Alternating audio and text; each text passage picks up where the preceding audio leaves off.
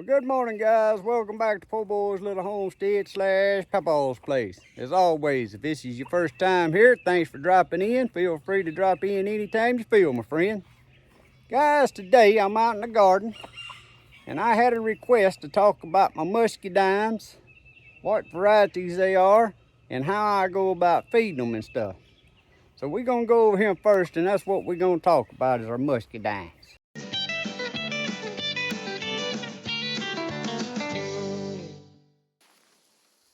Alright guys, now that I'm wanting to get out here and talk to y'all, the wind's trying to pick up, so I'm hoping y'all can hear me good. But you can see here I got two Muscadine trellises here in my garden. And I got two strands of wire on each Muscadine. Now a lot of Muscadine vineyards only use one strand on top. They don't believe in running two. But you can run two, especially if you're a home gardener.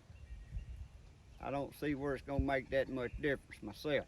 And this is just what I do. I ain't telling you this is the best thing by no means. But the varieties I got here on this first trellis, starting on this end, these first two plants right here is coworts. And guys, first I want to tell you all four of my varieties are self-fertile Muscadines.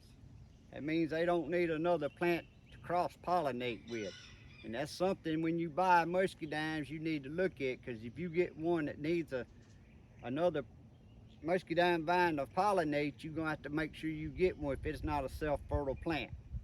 But all four of these are self-fertile. So I got Cowart, Noble, coming back from the other end on the second trellis will be Southland, and the two on this second trellis up here toward this end is the Ison. Now, like I said, I got these from Ison's nursery offline.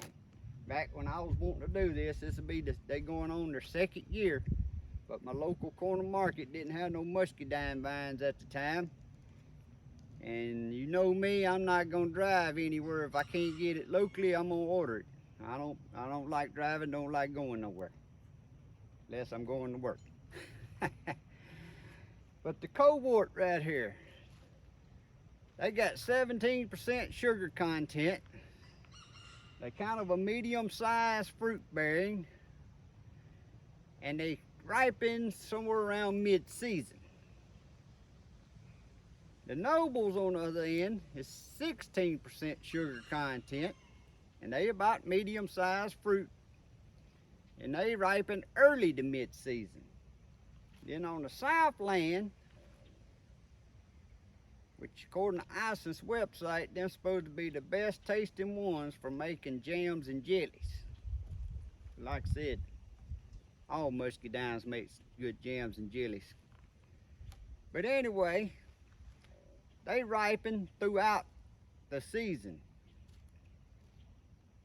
So they ain't gonna all get ripe at one time. You're gonna get a little bit all season long, and that's why I threw them in the bunch, because I like just walking by and grabbing them, eating them. So I wanted something that would prolong the season all the way out. Then the Isons here, these two on this end, they 19% sugar, and they say they're one of the best ones for making wine if you like wine. Now I'm not a wine drinker, but if I was, I bet you Muscadine wine would be top on my list, because I know the jelly show is good. So the person who requested this video wanted to know about what I done when I got these vines and how I go about fertilizing them and feeding them. Well, I've had Muscadine vines back here in my backyard, and once I went off to work, they just all growed up into a jungle of mess with other wild vines. So when I come in, I just tore them down and started over. But when I ordered these, I was reading on the Ison's nursery of what they do, because like I said, he's got a Muscadine vineyard. And that's what I've been doing here. When I planted these in the ground, and like I said, when they came, the Cowart and the Noble was about 3 foot tall, just a single stem. It had just a few leaves on it. Now the Isons and the Southland, especially two of them wasn't even this tall. That's why you see they just now reaching the bottom strand over there, and we'll take a closer look here in a minute. But starting on the 1st of March, so March, April, May, June, and July. For the first 2 years, they recommend on the 1st of the month, starting in March, put you just a little bit of triple 13 or any kind of equally balanced fertilizer. It can be 888, 10, 10, 10. Triple 13 is what we can get around here easily. So the 1st of the month, put you about 1/8 of a cup, which I don't measure it. I just get me a little bit in my hand and sprinkle it around the bottom of your vine. On the 15th of the month, use calcium nitrate. Again, about 1/8 of a cup. I don't measure. I just get about that much in my hand, sprinkle it around the bottom of the plant. Just make sure to keep it away from your vine 2 or 3, 4 inches. And you just do that 1st of the month, fertilize, 15 of the month, calcium nitrate. If you ain't getting enough rain, make sure to water them. Last year we got plenty enough rain, so I didn't have to worry about watering. I just fed them every month. That was the 1st year. The 2nd year, you do the same thing, but you your roots should be spreading out in the ground and reaching out further, so you kind of want to spread it out a little further, or either come down your vine between the plants, kind of scatter it down between them instead of just right around them. And you want to do this until you get the first 3 years. Now after you get the first 3 years, then you can just start doing them. Feed them one good time in the spring, and you ought to be good to go from them. And guys, like I said, that ain't something I come up with. That's what I read off of Ison's nursery site. I know they got a vineyard and they sell plants and stuff. That's where I bought these from, so that's what I've been doing. But it's been doing good. A muscadine ain't supposed to give you no muscadine till its 2nd year. Well, the fall I planted them guys, the following spring, which was last year, I got about 1.5 gallons of muscadines off of these, and I thought that was very good. Now that was my 1st year. That's not the 2nd year of the plant's life, because of course the plant has some life when they grow it up to sell it. But that was my 1st year, and I got 1.5 gallons off of these, and that was plenty enough to make some jelly. So I'm sticking with this, and y'all can follow along, and we'll just see how much they produce this year. I know they turning green. Now, the muscadines was the last thing around here that's budded out this year. I got 2 pecan trees, and they was budding out and started making leaves before these muscadines. Since these muscadines budded out and started making them little leaves in the last 5 or 6 days, we ain't got no cool night since then, and I ain't expecting to get none now, because it's about close to 90 degrees right now. I think our little cool's over with. We went from cold to hot. We didn't have no in between this year. But like I said, just triple 13 calcium nitrate is what I do. 1st of the month, 15th of the month, starting in March, ending in July. Now, on the July deal, if we get an exceptional hot July, then I ain't gonna feed mine on July the 1st or July the 15th. I'll stop in June. Here where I live in North Louisiana, it gets so hot, I don't think it's good to fertilize them when it's that hot. But that's my own, that's just me. That's something you have to make your choice about. So let's get up here close and let's look at it. Now I can't tell the difference in these varieties by looking at them, and you might be able to if you had held the leaves up side by side, but even if I did, I couldn't remember it later anyway. So I just got mine tagged or either wrote on the post. Plus I got a little deal set up on my computer, kind of like a little drawing of my garden, so I can keep up with what I plant where and when I plant it.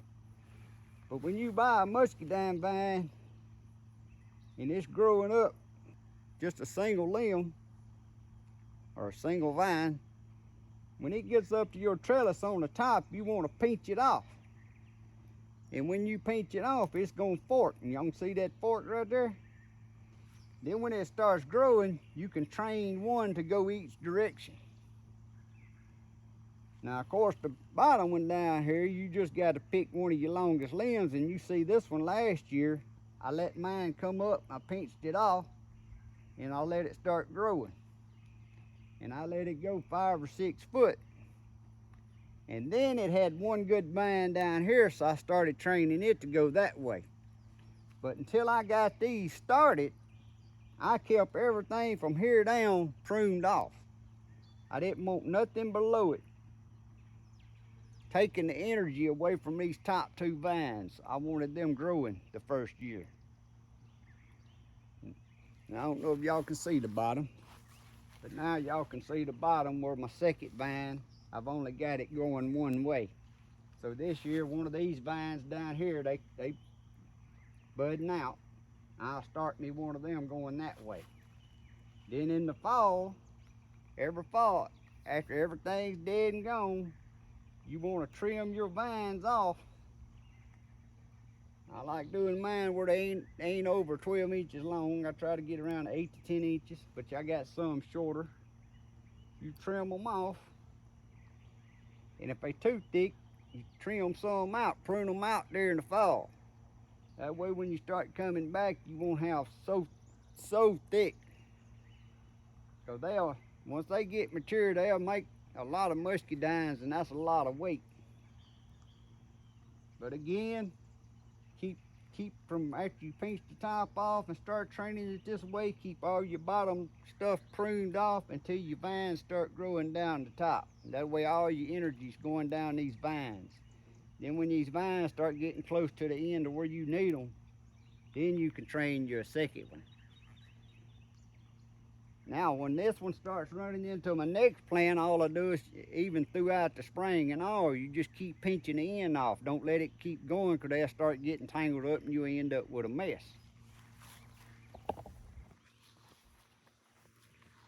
And I'm gonna walk down here and show y'all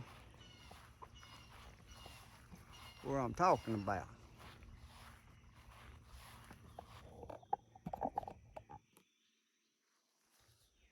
Down here where the 2 nobles, you see they about to meet. Well, you see I done pinched that one off. Well, it was actually pruned off this fall, but there's a bud right there. It ain't budded on the very end. But if it starts turning green and starts trying to run some more, I'm gonna just keep pinching this off and never let them grow together, because I don't want them to go together and start getting all wound up and just have a mess out here. So it's something you gotta stay on top of if you're gonna keep them under control.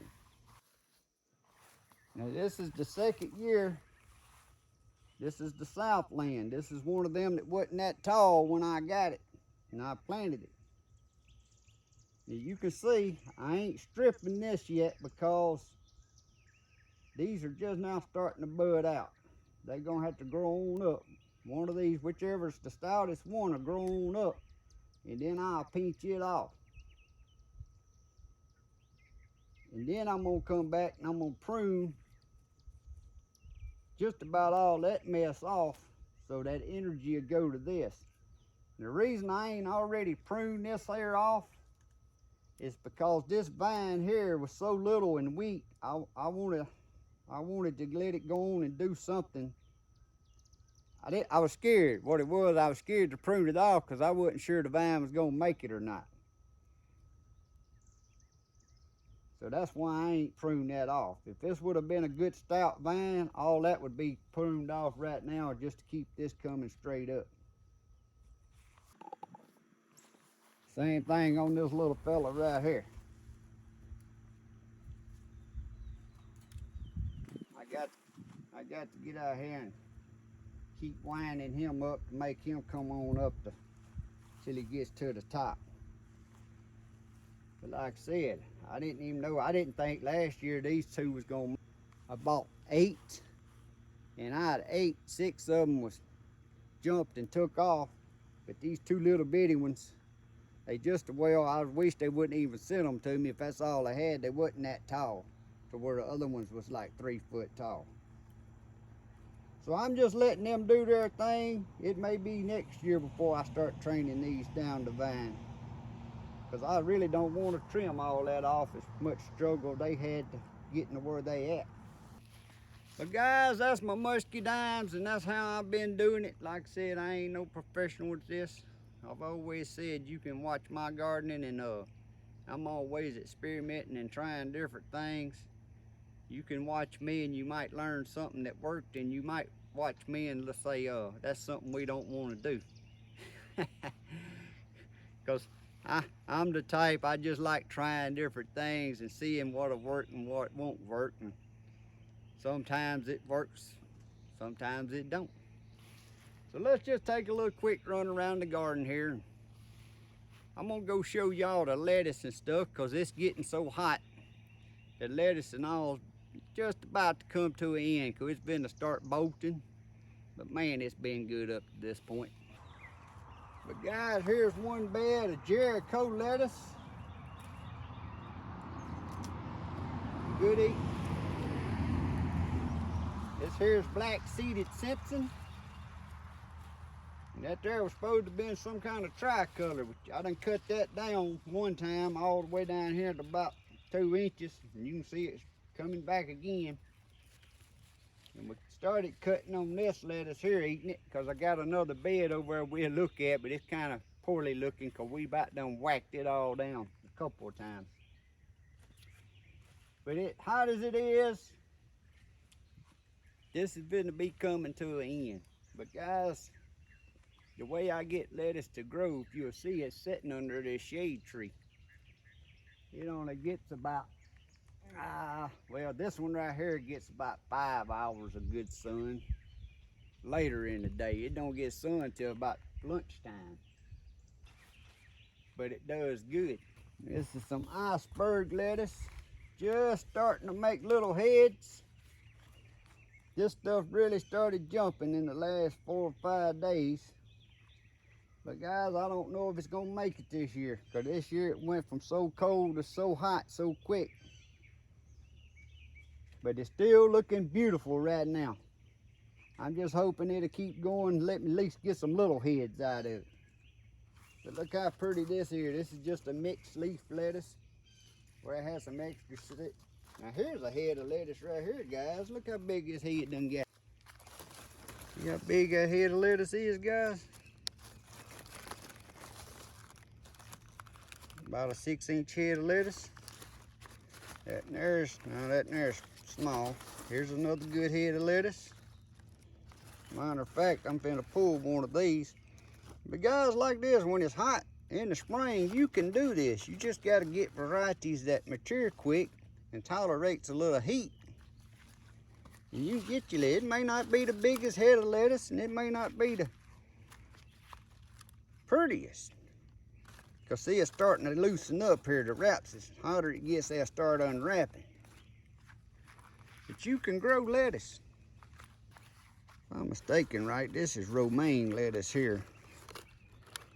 See, it's just now starting to make its little heads down in there. But they don't make a round head, they kind of make them cone-shaped heads. And this one here, you got butterhead lettuce.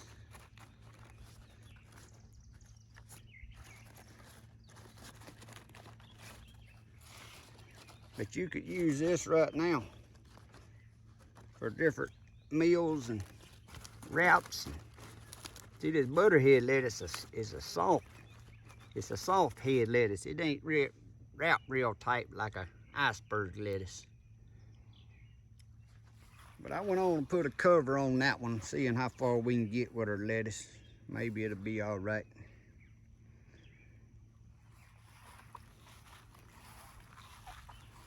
Look at the blooms on the cucumber.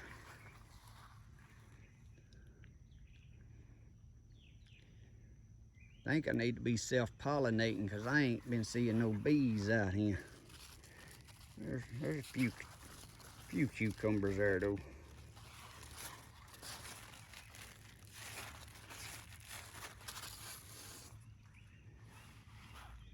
That right there is called the early spring cucumber. Early spring, but it ain't as early as this other one over here I'm finna show you. And guys, these right here are Sundance cucumbers. And for you ones that followed along with me, last year you remember I let one go on that fence back there just to see how long it'd go. I can't remember what it was, somewhere around 18 inches or so. That right there is measuring 18 3/4 inches. But these are some good cucumbers. Look at there. We got cucumbers. I need a couple more days that they're finna get pulled so I can have it in me a fresh salad before all my lettuce goes away.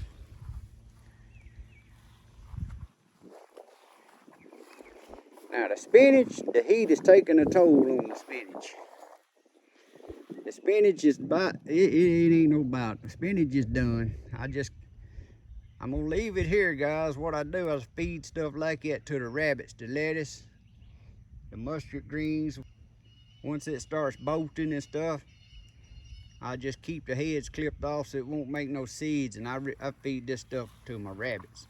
And then what I do after that, before it dies too much, I blend that all in my soil and just let it rejuvenate my soil, as I call it.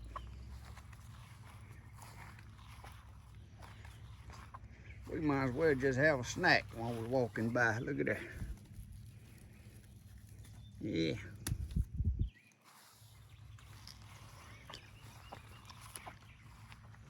But this lettuce over here, it was trying to come back, but the heat done slowed it down. It got whacked down pretty good 3 or 4 days ago. Just like this little bed right here. You can see it's trying, but matter of fact, some of that just got whacked again, feeding to the rabbits. But this lettuce is still good right now. Just don't know how much longer I'm gonna be able to hold on. I sound like a rabbit eating while I'm talking to y'all, don't I? Here's the broccoli. Green magic broccoli. It's just now finna start making heads. Boy, if this weather would just give me about 3 more weeks before it went to extreme hot.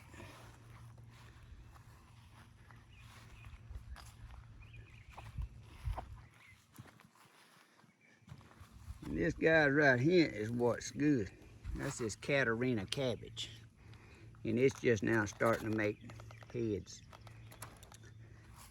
Like I said, I only need a couple more weeks because them heads on that Catarina cabbage, that's 50-day maturity on that cabbage, and they only got like 5-inch heads. They small, but that's what you got to do to grow it in the spring when it gets hot so quick. And if I can remember, I attach within this video of what I did last year.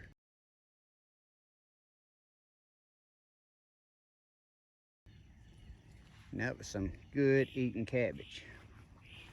The Brussels sprouts, no, they ain't never gonna make it. They didn't make it last year. But I just done it again just to see, because you never know about the weather, if it's gonna stay cold long enough. But the Brussels sprouts is not gonna make it. I know that already, because they ain't even started making no Brussels sprouts. Well, that one's got some itty bitty ones. But the Brussels sprouts, there's no way they're gonna make it. Cauliflower. This is amazing cauliflower. It's a little heat tolerant. Now, I don't think it's just gonna depend on the weather, how hot it gets. But no, you ain't gonna get no big heads of cauliflower. But you can get some that eat. And again, if I can remember, I attach a picture out of the video from last spring.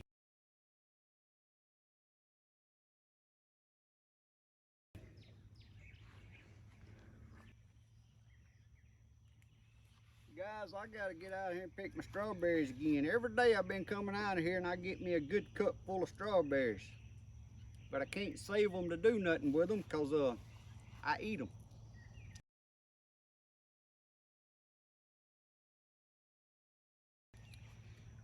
But that was a little update.